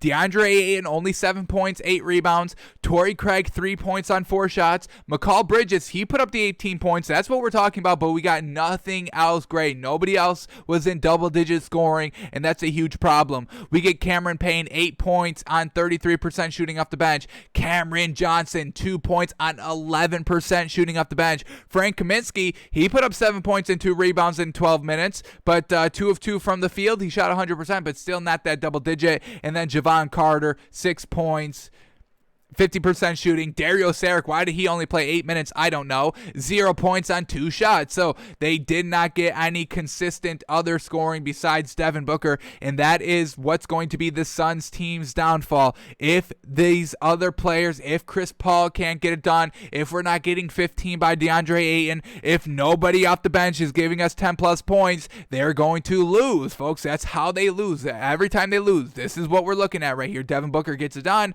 Nobody else can keep up scoring with them. So they lose by big, folks. They lost by 32 points last night. 135-103 loss to the Hawks last night, but well done for the Hawks. Absolutely needed win, and they step up to the occasion. We said yesterday when we bet the Suns -1, we said this Hawks team isn't ready to step up for this team, but hey, here they are. Got it done. So well done for the Hawks. Absolutely. Alrighty, game last night, Kings and the Pacers lose, y'all. The Pacers lost 104-93. Another win for this Kings team without De'Aaron Fox. They have won every single game without De'Aaron Fox, folks. I don't get it. Their best player, they're winning without him. But well done for the Kings last night. This has huge playoff implications. First of all, the Wizards are now half a game back. They could have overtaken that 9th seed if they won last night, so a little bit of a more stinging loss for that Wizards team last night. They could have been the 9th seed because the Pacers also lost. And then when we look at the Western Conference, this Kings team now 2.5 games back from that 10th seed of the Spurs. So, like we said, it's still a little open here in the Western Conference of the Warriors, the Spurs, the Pelicans, and the Kings, all kind of competing for those, 9th and 10th seeds. So, well done for the Kings last night, winning together, 7-3 in their last 10, 4-game winning streak. I don't understand it. But let's see what happened last night. The Pacers are so trash, folks. They're so trash. And we just talked yesterday on the show about their head coach almost about to get fired. This is 100% now. But here we go. Delon Wright, 23 points, 6 steals, 6 assists, 7 rebounds. Well done, 3 of 5 from 3. Buddy Hield taking 11 threes, 16 points, 8 assists, 8 rebounds. He shot 4 of 11 from 3. Raquan Holmes, 12 points, 3 rebounds, 2 assists, 2 steals, 2 blocks. At the 5, Marvin Bagley, 31 points. What a game. 12 rebounds as well. He shot 59%. And then Maurice Harkless, 8 points, 5 rebounds, 2 assists, 3 steals, getting it done. Off the bench, they got a nice game from Terrence Davis, 10 points, 6 rebounds in 19 minutes, and that was it. But the starters are able to get it done by their lonesome, and we give this Kings team a ton of credit for winning last night. Alrighty, the Pacers, Sabonis at the 5, Karis LeVert still at the 2. Karis LeVert, 14 points, 3 assists, 3 rebounds. Sabonis, 17 points, 13 rebounds, 8 assists. Nothing else great. Doug McDermott, 11 points on 75% shooting. TJ McConnell, 11 points, 7 assists off the bench. Kelan Martin, 11 points, 6 rebounds off the bench. So, Pacers are trash. We know they're trash, and they just lost to the Kings. Oh, my goodness. This is why we don't want to see the Pacers in the play-in tournament, folks. Give their positioning to somebody else that deserves it, like the Raptors, like the Bulls. They don't really deserve it, but I think it would be more interesting to see than that freaking Pacers team. Jeez. At least with the Bulls, I get Zach LaVine and Vucevic. With the Raptors, I get Fred VanVleet and Nick Nurse and Kyle Lowry and Siakam, past champions just a few years ago. I don't need to see this Pacers team. I've seen truly enough of them. I truly do not need to see any more. No, not even 1 minute more of this Pacers team. We know. We get it. They're trash. Alrighty. What's the next game up here? 76ers and the Rockets. 76ers blow out the Rockets. Yes, sir. This is what we know. Seth Curry still at the 1. 11 points, 3 assists, 3 rebounds, 3 of 7 from 3. Ben Simmons still at the 2, 10 points, 3 assists, 3 rebounds. Joel Embiid, 34 points, 12 rebounds. Tobias Harris, 15 points, 3 assists. Love seeing him back. getting it done. And then Danny Green, 9 points, 8 rebounds, 3 of 6 from 3. So we'll take that. Not terrible. Off the bench, anything great? What is Dwight Howard doing? 10 points, 8 rebounds in 15 minutes. Always reliable, man. Man, oh, man. Well done. Dwight Howard, 6th man of the year, man. I would give him a nomination, absolutely. Shake Milton, 19 points, 2 rebounds, yes, sir. And Tyrese Maxey, 12 points, 7 assists off the bench, yes, sir. So everything coming up big here for the 76ers last night.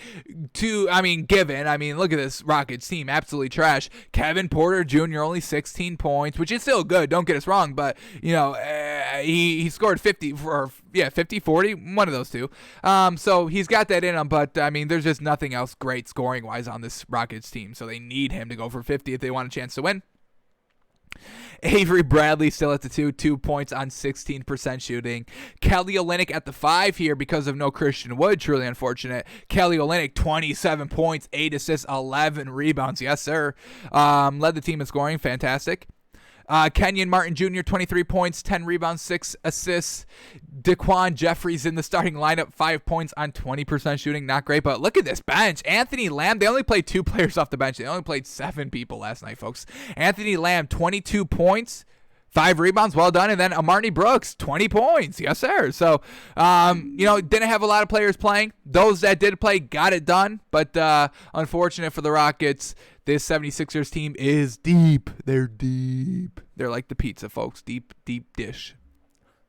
Alrighty, Knicks Nuggets. Knicks, oh my God, what was that last night? They could not get out to start. They just could not score in that first quarter, and that was basically it. Got down big, got down bad, and it just carried over for the rest of the game. So they lose by 16 points here over the Nuggets, and another reason why we still have this Nuggets team at number 1. We're not worried about them. They always bounce back against their one loss. They'll rally off, 5 straight wins. They've got no problem, and that's exactly what happened last night against this Knicks team. So Facundo Campazzo still getting it done, and man, oh man, I gotta give this man so much credit. Him and Jokic, man, just getting this team still where it was with Jamal Murray in the starting lineup, and they're still winning games, and we have them as the best team in the league still. So Facundo Campazzo, 16 points, 5 steals, 4 assists, 9 rebounds, great game.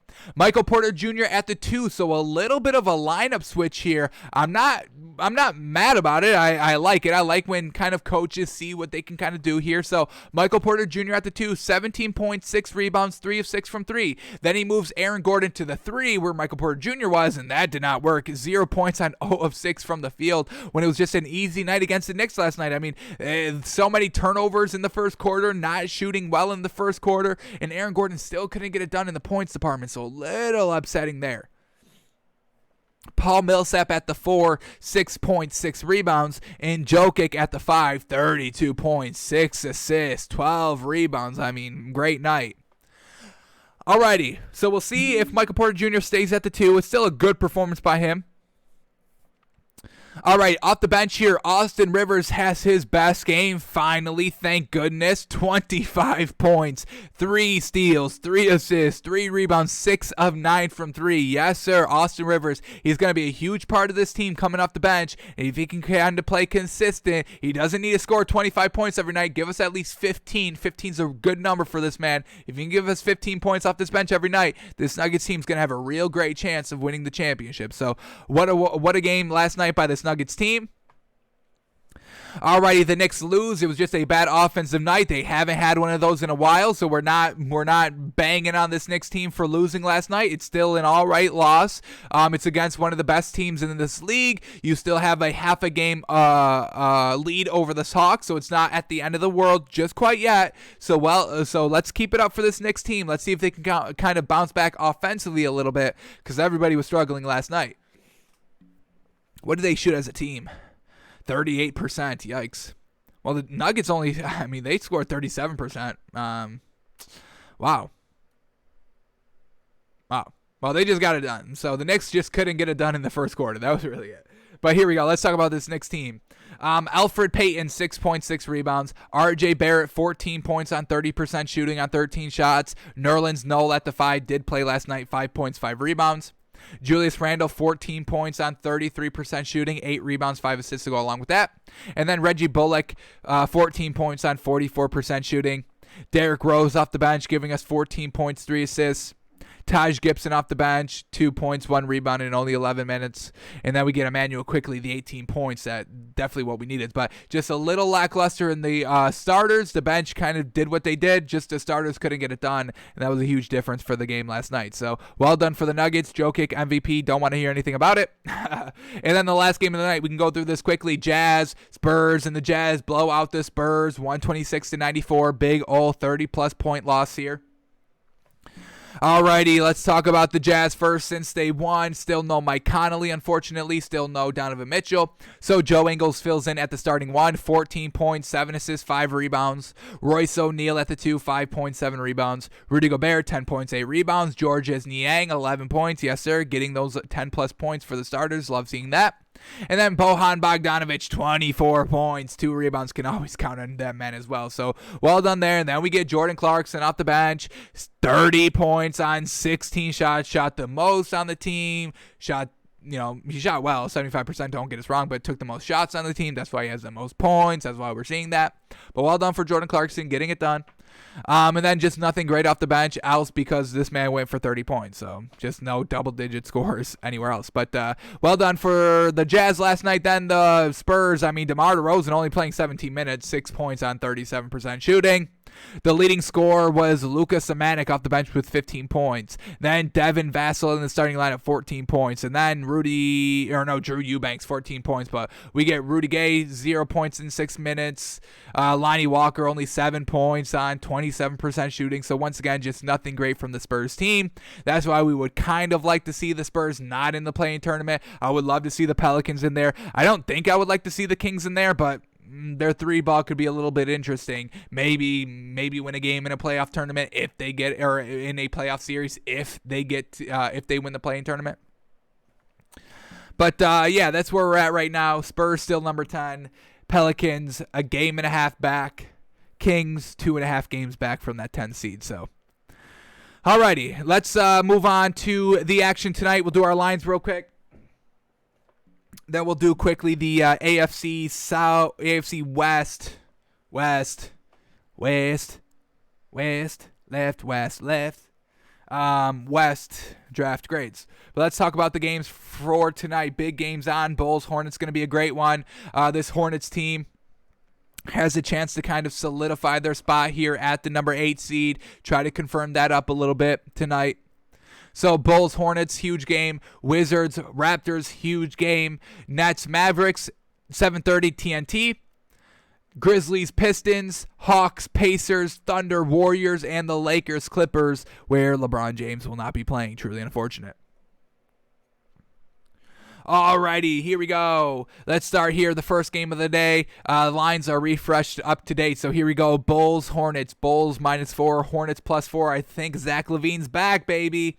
Vucevic, a game-time decision. Zach LaVine, game-time decision. But we are kind of hearing that Zach LaVine's good to go. Let's double-check on NBA Fantasy Labs. Any other update on this man? Grayson Allen's not playing today for the Grizzlies. Jaylen Brown's not playing tomorrow. Doesn't seem like any new news on our man, Zach LaVine, unfortunately. But we're going to assume he's playing tonight. And then for the Hornets, Gordon Hayward is out. Devontae Graham is a game-time decision. Cody Martin is out. And Miles Bridges is out. So we're going to stay away from this game just because Zach LaVine is back. And this is a must-win game for the Bulls tonight. And we'll see if they're able to kind of step up to the occasion. So we'll stay away from Bulls Hornets. Then the next game up, Nets, Mavericks. Nets -3.5, Mavericks +3.5. Alrighty. I think I'm ready to swallow those 3.5 for this Nets team if everybody's good to go. Just James Harden is still out. Chris Chiaz is out. And then for the Mavericks, Kristaps Porzingis is out. And that's the one thing that beats the Nets down low scoring. We just witnessed it with the Bucks back-to-back. So they're not going to have that beef down low with Porzingis. Nets just got kind of embarrassed by their kind of, competition in the Eastern Conference of the Bucks back-to-back. So the Nets tonight, they blow out the Mavericks big. No Porzingis, no down low troubles for them. We'll swallow the 3.5. Alrighty, Wizards, Raptors. Wizards +2.5, Raptors -2.5. Huge game here tonight for the Western Conference seedings. Like we said, the Wizards are the 10th seed at 30 wins. The Raptors are the 11th seed at 27 wins. 3 games back. There's a chance to close that gap a little tonight. So a huge game for the Wizards. Rui Hachimura is a game-time decision. Chandler Hutchinson is a game-time decision. For the Raptors, Paul Watson's out. Yuta Watanabe is a game-time decision. OG Anunoby's a game-time decision. Chris Boucher is out. And Gary Trent Jr. is a game-time decision. So we get Siakam, we get Fred VanVleet, we get Kyle Lowry. Huge game here tonight. We'll stay away from it. Close spread, huge game. Both need to get the win, so we'll just watch and enjoy. Alrighty, next game up, the Hawks and the Pacers. Hawks -6, Pacers +6. Hawks -6 should be good all day. We just saw what they did to the Suns last night. Cam Reddish is out for the Hawks. For the Pacers, Jeremy Lamb, game-time decision. Malcolm Brogdon, game-time decision. Miles Turner out. Edmund Sumner, game-time decision. Jakar Sampson, game-time decision. So you still got Sabonis and LeVert there for the Pacers. 6 points here. The Hawks, I mean, they're going to have a lot of people on them this game because they blew out the Suns last night. So we are going to have to stay away from this one just because there's too much hype around the Hawks right now, which never plays out well in betting. So we'll stay away from the Hawks and the Pacers. We'll find other good value elsewhere. Alrighty, then we get the Grizzlies and the Pistons. Grizzlies -9, Pistons +9. Alrighty. For the Grizzlies, Grayson Allen is out because he got injured last night. And then the Pistons, Wayne Ellington, a game-time decision. Mason Plumlee out. Rodney McGruder out. Corey Joseph out. Jeremy Grant out. Josh Jackson out. Dennis Smith out. Tomadillo Diallo out. Everybody out. So the Pistons are going to be trash. We know this. We don't want to swallow the 9 here for the Grizzlies. They're on the back-to-back. We'll have to stay away from it. Unfortunate. All right, last 2 games up. Lakers +8, Clippers -8. If everybody's good to go here for this Clippers team, we will swallow the points, no problem. We know LeBron James is out. KCP, game-time decision. Marcus Gasol, game-time decision. Anthony Davis, game-time decision. Dennis Schroeder is still out with the COVID-19 protocol. Kyle Kuzma, game-time decision. Talen Horton-Tucker, game-time decision. But Talen Horton-Tucker, Kyle Kuzma, Alex Caruso, all going to have to really step up. I'm assuming they're all going to play, but they're all going to have to step up, especially without Dennis Schroeder out. And then for the Clippers, everybody's good to go except Serge Ibaka and Amir Coffey. They're both out, but I get Kawhi Leonard. I get Paul George. I'm really hoping that Patrick Beverley stays off the bench. I don't think his production from the bench to the starters is that much of a difference, where when we get I always forget his name. There's Patrick Beverley and the other one. I always forget it. Ugh. Well, I wish that other guy would start this game just like last night. Their last game, Patrick Beverley was good to go, but he still came off the bench. I think that's fantastic because we get great scoring production from Reggie Jackson. That's what we're talking about. He gives us better offensive production than Reggie Jackson does. Reggie Jackson's better defender. Let him come off the bench. Let's get this kind of offensive production good to go with Reggie Jackson in the starting lineup, because they're definitely going to be missing scoring-wise, definitely without Dennis Schroeder. So we're going to swallow the 8 here for the Clippers. A huge tone-setting game. No LeBron. We can't really trust him without Dennis Schroeder either, so we will swallow the 8 here for the Clippers. And then the last game of the night, the Thunder and the Warriors. Thunder +14, Warriors -14. Probably going to stay away from this one because it's a little bit too large for us. Shai Gilgeous-Alexander is out, and now he's officially out for the season. Unfortunate. Mike Muscala is also out. Luguentz-Dort is a game-time decision, and Puko Savetsky is out as well. For the Warriors, Kelly Oubre Jr. is a game-time decision. You know that means they will probably lose since he's going to play. Damian Lee, also game-time decision, and Eric Paschal. So we're going to stay away from Thunder Warriors. Just a little bit too high of a spread for us to live with and to swallow and to bet on. So some great games to watch out for. Bulls, Hornets, Wizards, Raptors. Enjoy those games tonight, but also bet the Nets -3.5 and the Clippers -8. That's where we believe the great value is tonight. Alrighty, so let's go over to our NFL draft grading segment. We've graded the AFC East, the AFC West, the AFC East, the AFC South, and the AFC North. Today we're finishing up the AFC with the AFC West, giving grades out for their draft performances. We gave the Jets an A+, we gave the Steelers an A-, we gave the Jacksonville Jaguars an A- as well, And we also gave the Tennessee Titans an A- as well. Loved what they did with the draft. So let's go through these 4 teams here: the Chiefs, Raiders, Chargers, and the Denver Broncos, and grade their draft performances. So here we go. The Chiefs didn't need anything 100%. They shored up their linebacker with their first pick. We saw they traded it out of the first round with the Ravens for an offensive tackle. So we are still counting that and kind of the same thing because they traded basically a pick for it. So, but in the second round, they go Nick Bolton, linebacker. In the second round as well, they get Creed Humphrey, a center, shoring up their line once again. Fourth round, they go Joshua Kando, defensive end. Fifth round, they go Noah Gray, tight end. How tall is this tight end? 6'3". Alrighty, solid, I guess. Then in the fifth round, they go Cornell Powell, wide receiver from Clemson. How tall is he? 6 foot. Alright, a little underwhelming there in size, especially for a fifth round pick. Go for the size in deep late rounds. And then in the sixth round, their last pick, they get Trey Smith, another kind of offensive guard here to shore up their line. So the Chiefs didn't have any big needs to fill in those kind of skill positions. Running back, we can count on Clyde Edwards-Helaire. He is going to be their feature back now because that's all they have. No more LaShawn McCoy for them, unfortunately. They got the wide receivers, Travis Kelce. I mean, I know he's a tight end, but he's catching 1,000+ yards every single season, so he's basically their wide receiver. They got, one of the best wide receivers in the game, Tyreek Hill. We absolutely love that. So they didn't need any real big skill positions, just need to shore up that line because that's what they lost last year in the Super Bowl. The Bucs defense absolutely obliterating that line. That was their core focus and kind of the draft. I know, their offensive tackle that they got from Baltimore wasn't a draft pick, but it's still, a huge draft implications of trading their first round pick for it. So we are still kind of throwing that into this mix of the grade. So we're going to give the Chiefs here a B+.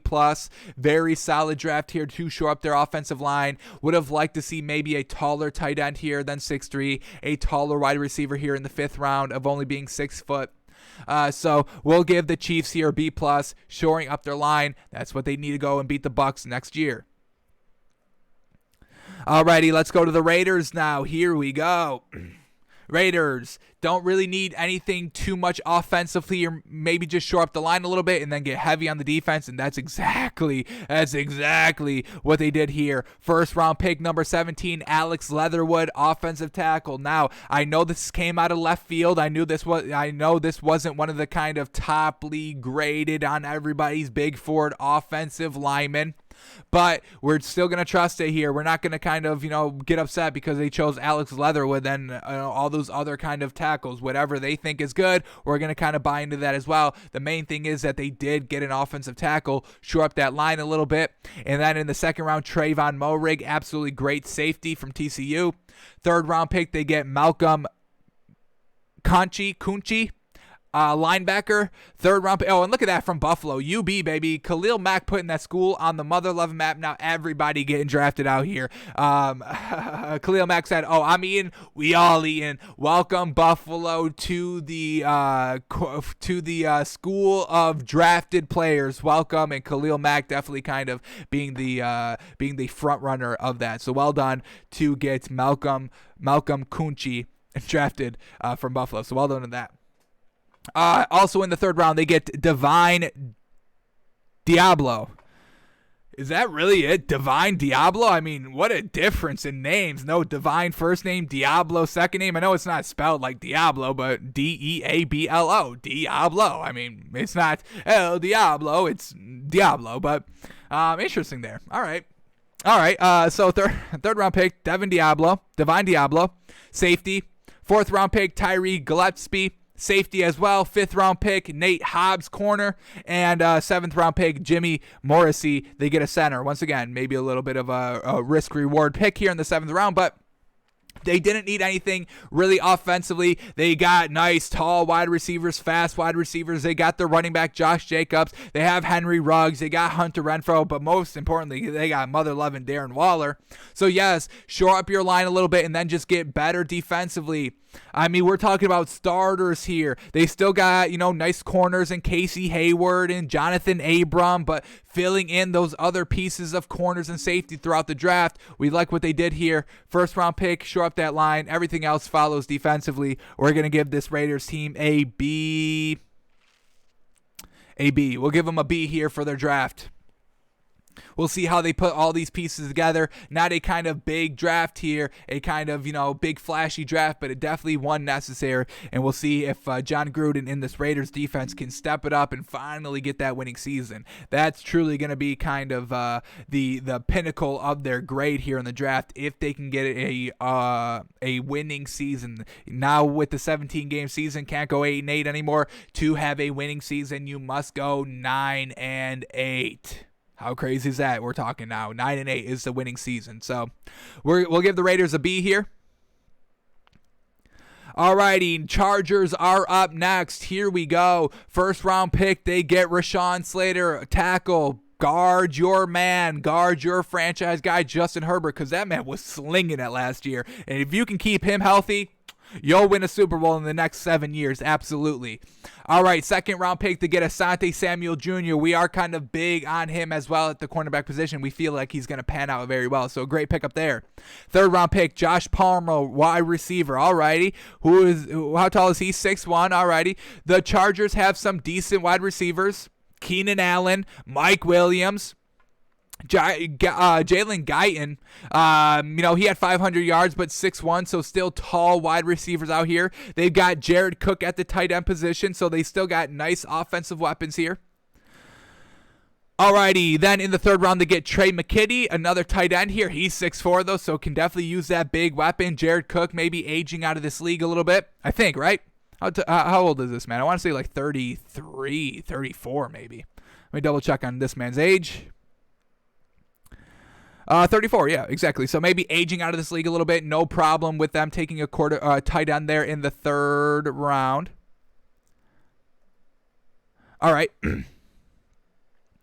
Alrighty, then so we got Trey McKitty, tight end. Then we got in the fourth round, Chris Rumph, outside linebacker. Fifth round, Brendan Jameis, offensive tackle. Sixth round, Nick Neiman, linebacker.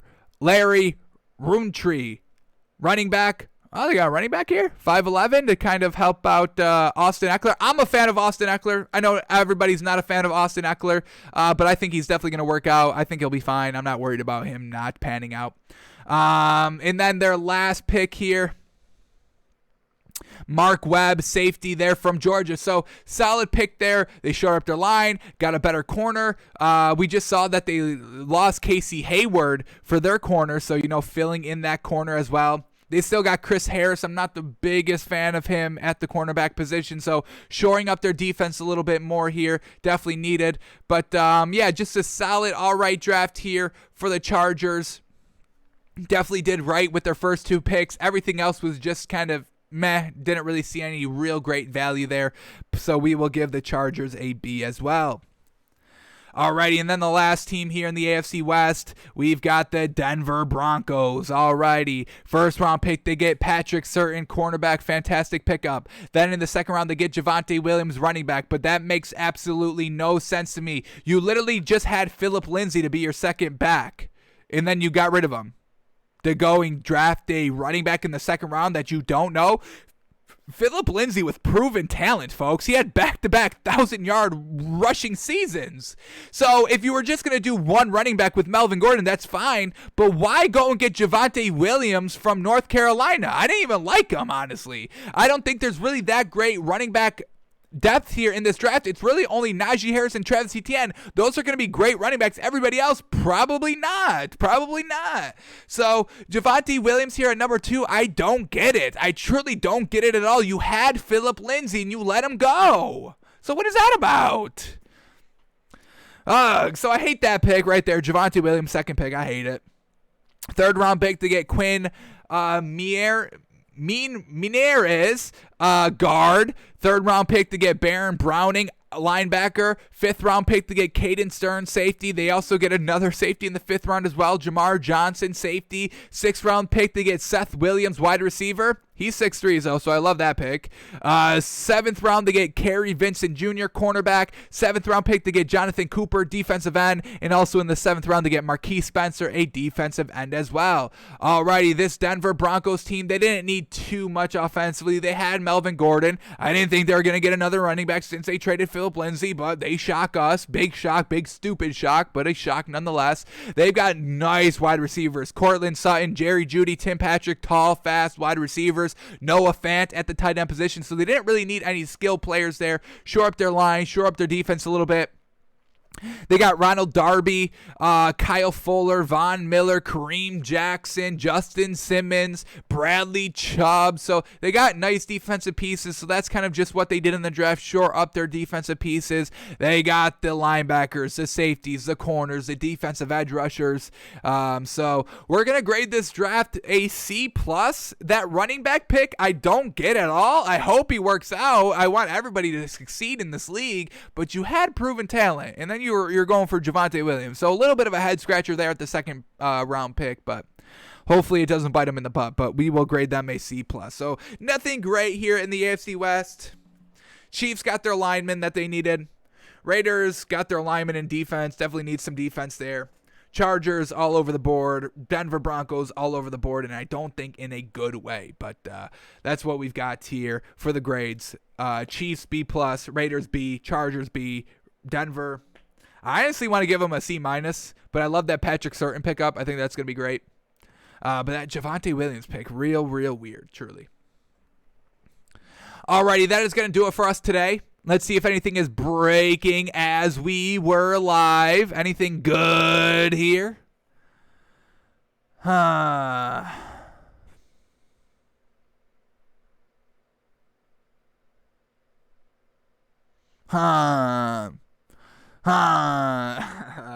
Yeah, I'm not seeing anything, so that's good.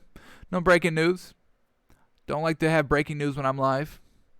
I like to see it. I like to see it when it happens. Titans add ex-Falcons running back Brian Hill. Okay. Alrighty. That is going to do it for us today, folks. Thanks for tuning in. Thanks for watching. We're back tomorrow, doing it all again, starting to grade the NFC teams out here. But we're back tomorrow, folks. Alrighty, we are out of here.